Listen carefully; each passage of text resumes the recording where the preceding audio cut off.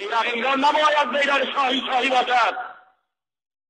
آرمهای ایران نباید آرمهای شاهی باشد، باید آرمهای اسلامی باشد.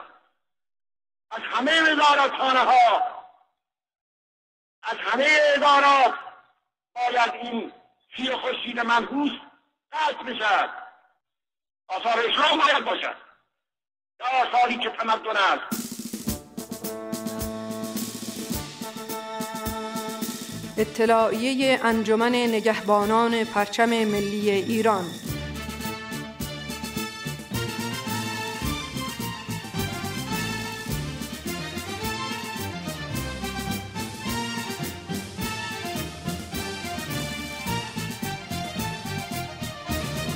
در سحرگاه 8 بهمن ماه، آرش رحمانی، جوان 20 ساله آریایی، تیر و کمان خود را برداشت و برای تعیین مرز مبارزات مردم دلاور سرزمین اهورایی ایران تیر را از کمان رها کرد و فریاد برآورد: همه سر به سر تن به کشتن دهیم، از آن به که کشور به دشمن دهیم. تیر از کمان رها شد و مرزها را در نوردید. پیام او محو جمهوری اسلامی است، پیام او آزادگی است. او جان خود را بر سر این پیام گذارد و اکنون ادامه مبارزه به عهده دیگر یلان و گردآفرینان است.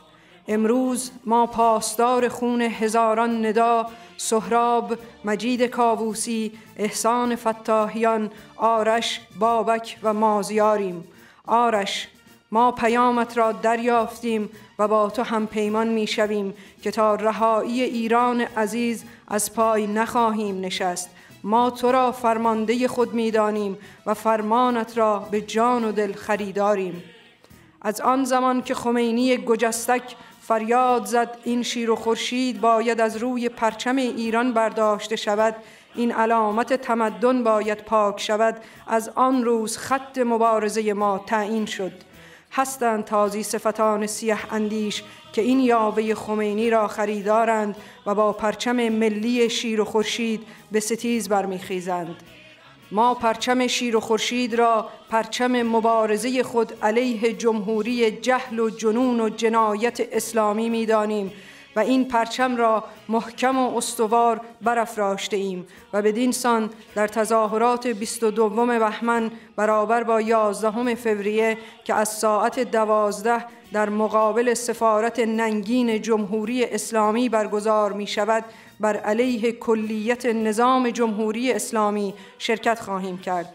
پاینده ایران برافراشته باد پرچم ملی سرنگ شیر و خورشید نشان ایران. تلفن تماس 073 73 83 321. زمان تماس از ساعت 19 الی 22.